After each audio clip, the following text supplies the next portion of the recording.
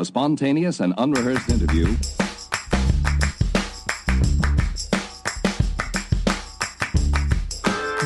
Hello, and welcome to the 115th episode of Curiosityness. I got a little excited, and could you hear it in my voice right there? Because this is part 2 of the Route 66 series that we're working on. So I'm Travis DeRose. I'm the host of Curiosityness, and we're in the midst of a Route 66 trip right now. So last episode interviewed Jim Hinckley. This episode I have on Renee Charles, the head of the Kansas Route 66 Association. So we're learning about Route 66 in Kansas, of course. So that's what this episode's about. I also have this full series. We're doing this kind of all these interviews.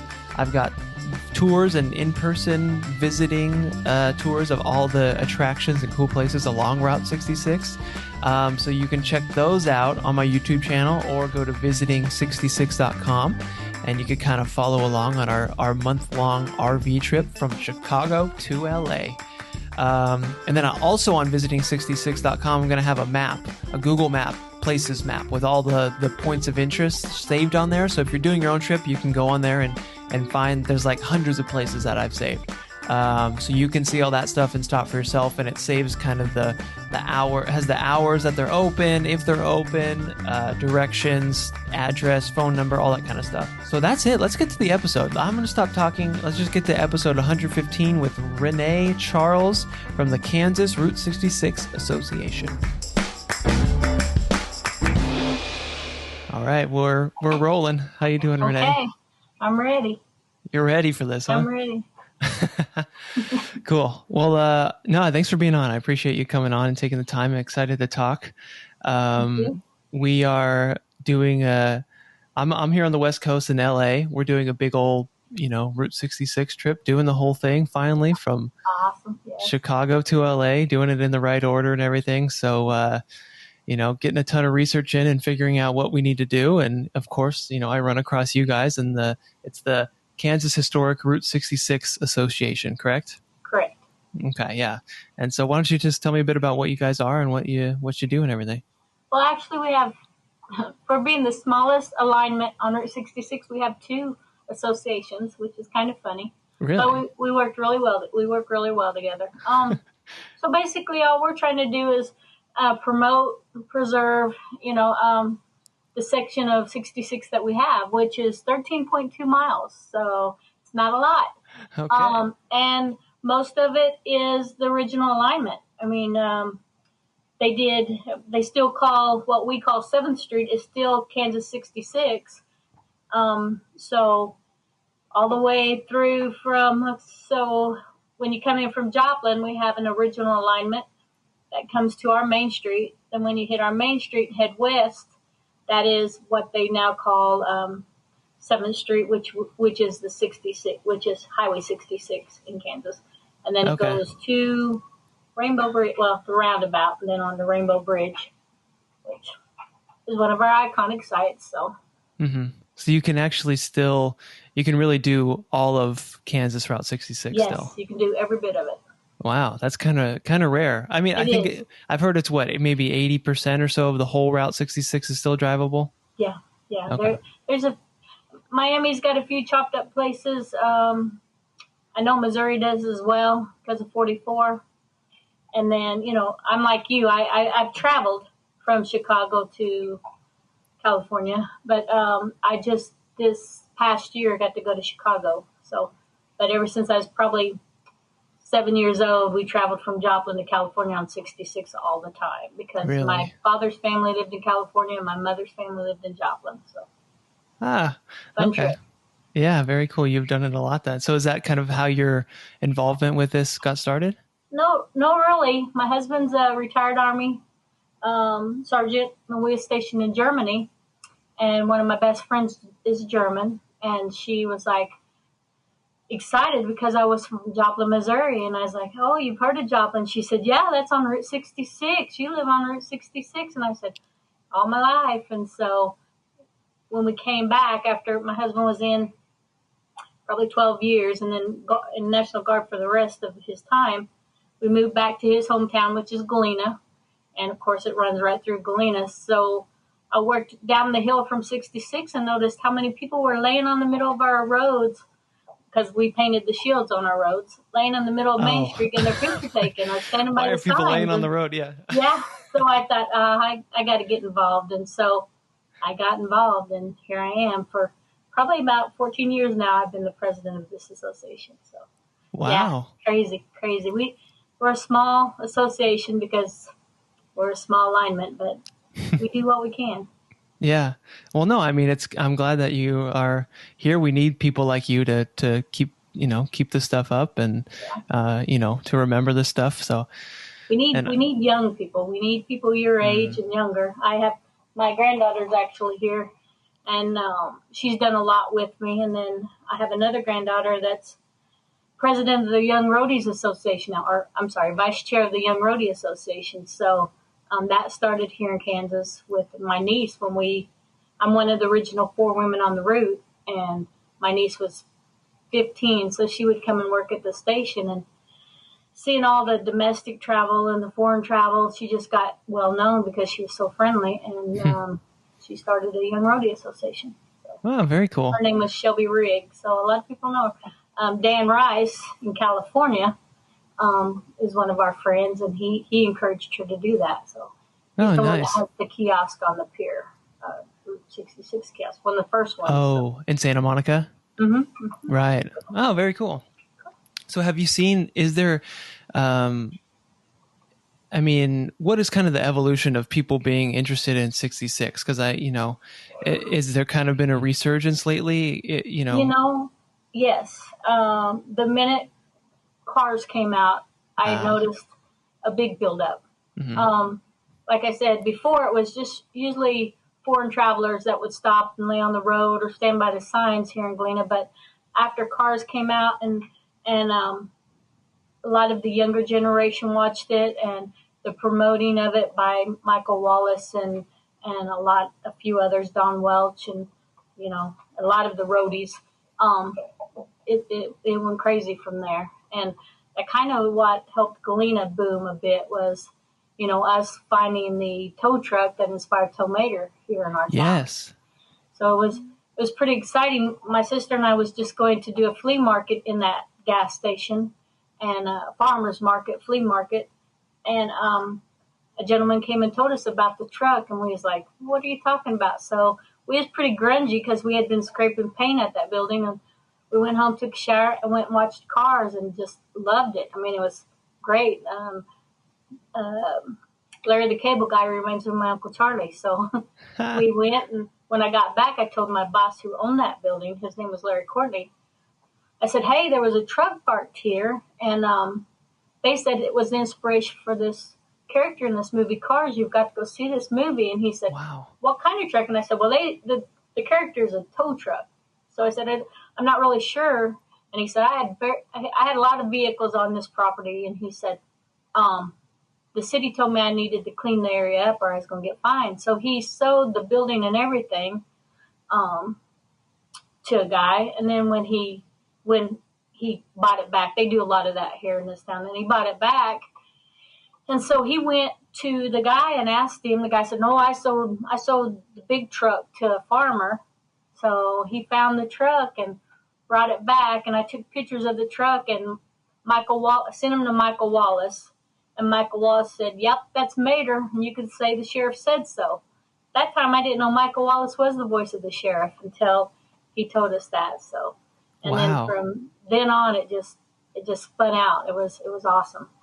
So Michael Wallace he kind of led the Pixar people through Route 66, right? Kind of gave them the tour.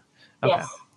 And so you guys didn't even realize that they were using the truck in your town as the inspiration for this tow truck. Didn't have a clue. Actually, we talked to a few people from Pixar when they did the second movie. They came and interviewed my sister. They call her the Mouth because she talks 100 miles a minute. She has false teeth, so they kind of fly out when she talks. But anyway, they interviewed her, and they told us they was amazed because nobody stopped and asked them what they was doing. But I talked to the police department, the police chief at that time, and he said for years people just have been laying in our roads and getting their picture taken, or so pictures are taken constantly. So they didn't think anything new about it. They just went on their merry way. So Galena wasn't as into Route 66 as, say, Baxter Springs or Riverton was, because Scott Nelson at the old Riverton store, he was more into 66, and I believe he was the president of the association at that time when they came through. So Galena just wasn't, they just thought they were crazy people taking pictures by signs. They didn't really get into the 66 thing. So yeah. And then, so now does the Tow Mater name come from anything specific, or is it just kind of they saw the truck and liked the look of it? Well, from what I understood, and Michael Wallace told us that John Lester met a guy at a racetrack, the racetrack they had went to visit, and they called him Mater. And he said, if I'm not eating them, I'm throwing them. And then when he got here, there's a gentleman named Dean Walker. And Dean can turn his feet completely backwards. He's from Lowell, Kansas. Oh. He can turn his feet completely backwards. So at that time, he was president of my association. And Michael Wallace said, Dean, meet us on Rainbow Bridge so you can show it off. So Dean did. And he said, show him what you could do, Dean. And Dean said, look what I can do. And he really does talk like that. And he's double jointed at the knees, so his feet go completely backwards. And Dean said, those cameras just blinded me. He said they was taking so many pictures of me while I had my feet backwards. So he's the reason why Tow Mater drives better backwards than he does forward. Oh my gosh. So I think Tow Mater is because of the guy they met at the racetrack, and then, we're really redneck hillbillies here. So the way Dean talked probably had a lot to do with it as well. But we call our truck a boom truck because we're a mining town. So there's a big boom that was added to the back to lift out equipment from some of our mine shafts. And so we just thought it was funny that they thought it was a tow truck. But, you guys from California, you see those big old booms in the back. But now there was a tree actually growing up through the boom, and they probably couldn't see how high that boom went. So we had a contest here in town with all the young kids and asked them if they would name the truck, because we didn't want to get in trouble with Disney or Pixar. And so we call our truck Tow Tater. Tow Tater. Yeah. We eat taters and onions around here. So. Tow Tater. That's so good. I love that. Oh, man. Okay, so how long is Route 66 through Kansas again? 13 miles? 13.2. You can't forget that, too. Mm-hmm. You got to get the point 2. That's right. We got to get every bit we can. Got to get it all. Oh, I love that. Don't forget the point 2. Okay, so when we're coming through, what can we kind of expect to see? What are some of maybe the must-see things for us? Well, I'm pretty proud of our alignment, the original alignment coming in from Joplin. You actually will cruise that, and it's on the National Historical Register, because the killings of the miners around here, the mines that were around here, actually made the roadbed. And so it was kind of paved before 66 came through because it had mine tellings. It's also the spot where the only place Route 66 was shut down for martial law, because we had a mine riot right out in front of our Eagle Pitcher plant. But as you come in, there's a beautiful viaduct, and we call it a viaduct because the train went underneath it, and it curves. So that's one of my favorite spots, and that's not because I'm from Galena. It's just really pretty if you see it when the sun's coming down. And then I kind of moved from 4 women on the route, or cars on the route, to a section right there on the alignment, and we built us a man-made muffler man, and we call him Frex. He's made from poor man's fiberglass, and my grandchildren and family and the city employees, we all put him together. So you'll see him up there as you come over the viaduct. And then we got a little photo op shop there where we've got a sheriff's car that was signed by Michael Wallace up on a podium. And then we got a little tractor tipping field out there. And my son is actually working on a Lightning McQueen. We just put the first coat of paint on him last weekend. So we're going to have a Lightning McQueen sitting out there. Got a Luigi sitting out there. And then there's little places where you can stick your head into some photo ops. And and get the photo ops. Very fun. Further down, you've got Cars on the Route with Tow Mater, the inspiration. Mm-hmm. And you've got a bordello that's across the street. Now, somebody lives in it, but it was a dump. It was falling down, and they restored it. And there's a stained glass on the front of a naked woman, but it's not risky at all. But for us around here, the elderly thought it was pretty risky. Right across the street is a building that was the White Rose gas station, but it's pretty worn down. But the reason why I bring it up is the ghost writing that's on the north side of it was the inspiration in the movie for Welcome to Radiator Springs Happy Place. If you've seen the movie, it's where Tow Mater's telling Lightning he owes him attorney fees.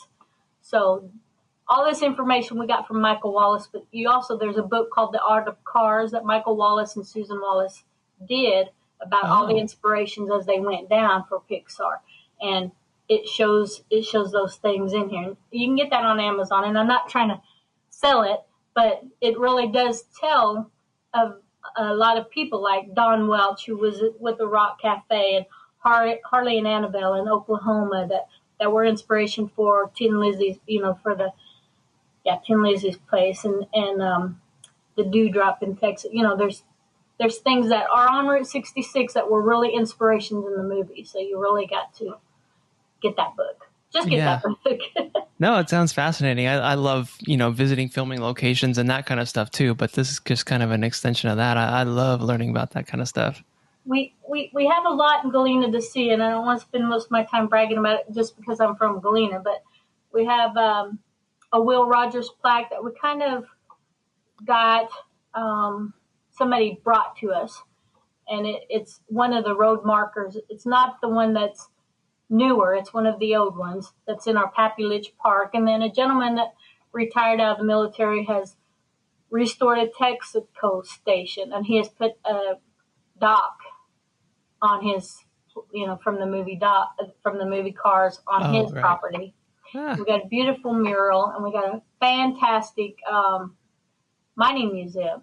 So if you want to know what we mined here, it's Galena, of course, but that museum shows everything. It's awesome. And then you go to Riverton, and you've got the beautiful old Riverton store. It's been there since it's old, 100 years, I think. And Scott's in there, and he's got tons of souvenirs, and he makes handmade sandwiches, which means it's a deli shop, but we call it handmade sandwiches. Right now, I'm in the process of restoring a neon sign that's after the bridge as you go into Riverton and before his store. And so I've got a GoFundMe. I've been working on this neon since 2013. Had a little glitches, but we don't have a lot of neons on our 13.2 miles. So I'm really trying to get the ones that were actually here reinstalled. Oh, cool. Then I'm just telling you where we're at because I know I'm short on time. Then when you leave Scott's place, the old Riverton store, there's a roundabout, and you would go straight through the roundabout on Beasley Road. That's the original alignment of 66. And you go probably about a mile and a half, and you will see the Rainbow Bridge off to your right side of the road. And, the good thing about Kansas and how small we are is we actually do have our shields painted on the road. So if somebody borrows our historic Route 66 signs that are on, post, you still got the road to show you the way. So, yeah, that's good to know. The bridges, we're working on getting it sandblasted and repainted. It's actually on the National Historical Register as well as Scott's place. I didn't mention that. His is on the register. So we've got quite a bit of places in the Kansas 66 that's on a historical register because we're so old and we keep a lot of old stuff. So, and that road will follow you into Baxter Springs. And Baxter is wonderful. They restored Phillips 66 station. Again, that's on the National Register. Beautiful visitor center. That's where you probably will see Dean. If you don't see him at Cars on the Route, you will see him at the visitor center because he volunteers his time there. and he'll turn his feet backwards for you because he loves to do it. All right. You can sign the walls inside the Phillips 66 station. And Baxter Springs kind of went through a surgeon of restoration, so they've got some really nice places. Now, just recently they had a car museum, but it shut down, so that's kind of sad. But they have a lot of nice stops and shops in Baxter that you might want to visit. Mm-hmm. And then you're out, you follow the road on around past what used to be a Walmart. There used to be a drive-in, so the Route 66 went past the drive-in and then came back out and then headed back. The road going through Baxter Springs is 69, I believe, Highway 69. So you get back out, and then you're in Oklahoma, just like that. So, and that's the last 0.2 miles there. Yeah, that's the last 0.2 miles. So we have a lot more to see, and I could probably talk for hours and hours and brag about our state, but excuse me. You just it's based on what you like to see. Off of 66, we got Fort Blair, and we've got the massacre of Fort Blair, and we've got outside of Galena, we got one of the biggest, or I say oldest, nature centers. Was built by the WPA, and that's the Shimmerhorn Park. Beautiful, beautiful place. And so the museum in Baxter Springs is outstanding. It's a large museum, and it's outstanding the way it's set up. And so there's so many things you can see. The murals, we have the ghost writings, and we have ghost writing on every building. That's the faded advertisement on the side of the buildings that's been there for years. Oh, so, that's cool. It's just left there and you can still see it. Yeah. You would think that, I'm only going to be here 30 minutes or 45 minutes, but we've had people stay, all day long and tell me they wish we had a place that they could spend the night. So, Galena is looking into RV park. Baxter Springs has an RV park, but it's not on 66. And Riverton has a B&B that's an old post office. It's really awesome. So, that's cool. But it doesn't hold a lot of people, so it's not gigantic. So right. So how much time should we allocate for Kansas? Well, it depends on how far you're wanting to go. So if you're in Joplin, you're going to stay in Joplin. You could spend anywhere from 3 hours to a day. It just depends on what you want to see. We have some great restaurants both in Galena and Baxter. It just depends on what you want to see, what your interests are. But a lot of people tend to come over to Kansas, and then they want to rush to get to, Miami or Tulsa in Oklahoma. And when you do that, you miss so much, not much of Kansas because there's not a lot there, but you miss so much of Oklahoma that's there. It's not, advertised or broadcast as much, but it's there. They've got a lot of cool things you need to see that you'll miss if you don't take your time. So, gotcha. I think it's great that the foreigners take a month off to do 66, because they see everything, and then they want to come back and do it again. I have tons of people that I've met 3 or 4 times, that's from Germany or Norway or Japan. So yeah, that's kind of what shocked me. I didn't realize that there were so many people from out of the country that would come, and that would be their trip as Route 66 when they came to the U.S. Japan has a Route 66 association. Norway has a Route 66 association. Wow. Dutchland has a Route 66 association. Australia has a Route 66 association. So all these countries have their own Route 66 association, and that's what they're here for. They want to see 66. I think one traveler told me it's like Disneyland. You've got the Cowboys and Indians, you got the gangsters from Chicago, and Cowboys and Indians in the Midwest, and all the movie stars out on the West Coast. It's all there. You don't have to go to Disneyland. You just travel 66. So, and they're probably right, because you do see a variety. So, yeah, we like to say share the love. So if my friend Bill Thomas in Illinois talks about 66, he talks about all of 66. Missouri, Kansas, Oklahoma, and so we feel the same way. if you're heading toward Missouri, we tell you what's popular in Joplin or Webb City or Carthage. If you're heading toward Oklahoma, I always tell them my favorite spot is the Blue Well. You got to see the Blue Well. It's amazing, and the story behind it is amazing. And Tulsa blows me away every time I go. There's something new. So you got to share that love so that the travelers aren't just here to see Kansas or Illinois. They're here to see all of Route 66. So share it, let everybody know. Cool. The only place I haven't got to go all the way through is California. I went to the pier. I've been to Disneyland. My father's family was from, I hope I say this right, Sutherland, Tahunga, California, Tahunga. So we was right there by the Hollywood Hills and went through Los Angeles a lot. But just Scott, I want to say Petrap, I can't say his last name, but Scott with the California Association keeps saying, you have to come and see all of it, Renee, just not those little spots. So that's one of my bucket list is to get a hold of him and say, okay, you said come see everything. So that's what I plan on doing. Cool. Yeah, I think I'm interviewing Scott in a couple weeks actually too. I'm going to have him on the show. Yeah. So. I like him. We was on I think he's still on it. The Road Ahead Association, which is a conglomerate of everybody interested in Route 66, and we're really pushing to make Route 66 a national trail, which will help us with money. And National Parks program is getting ready to sunset, so we need more people involved. So that's what the Road Ahead is what it's called, and that's what we're trying to do. So. Oh, okay, I see. Yeah. Wow, very cool. Yeah. Man, well, I'm impressed by how much you guys have going on in Kansas. I love that you've embraced the Cars movie and all your connection to that, and it's just thanks for coming on and sharing everything you guys have to share.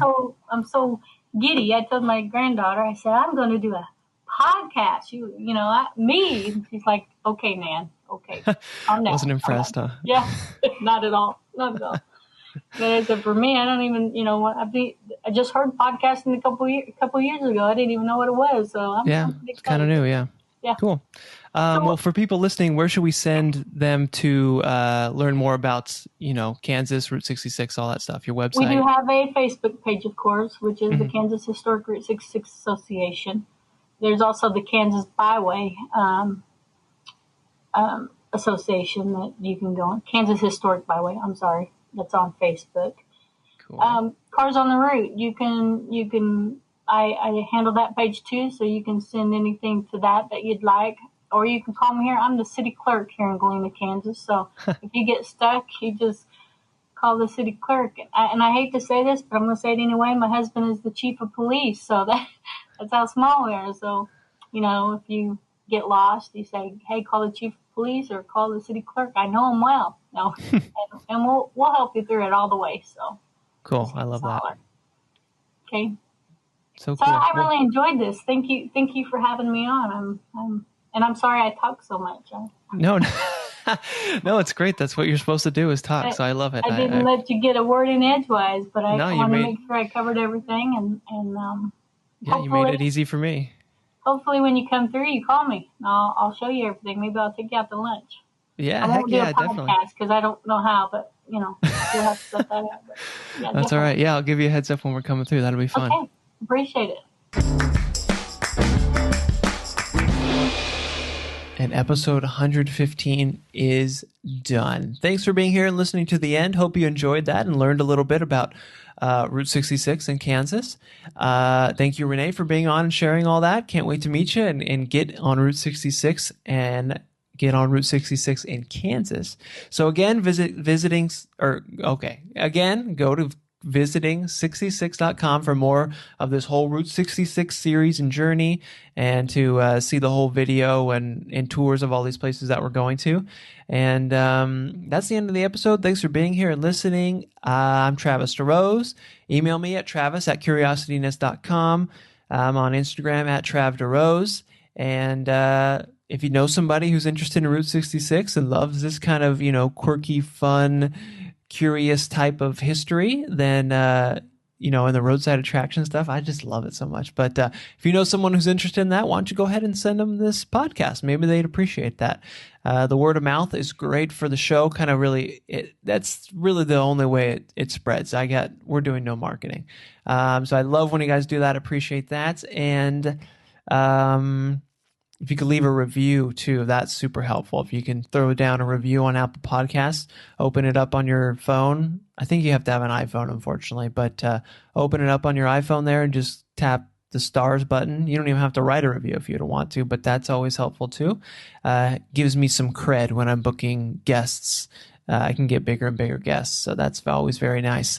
That's it. Episode 115 is done. Thanks for being here, and I'll see you in part 3 of our Route 66 adventure next time. So long.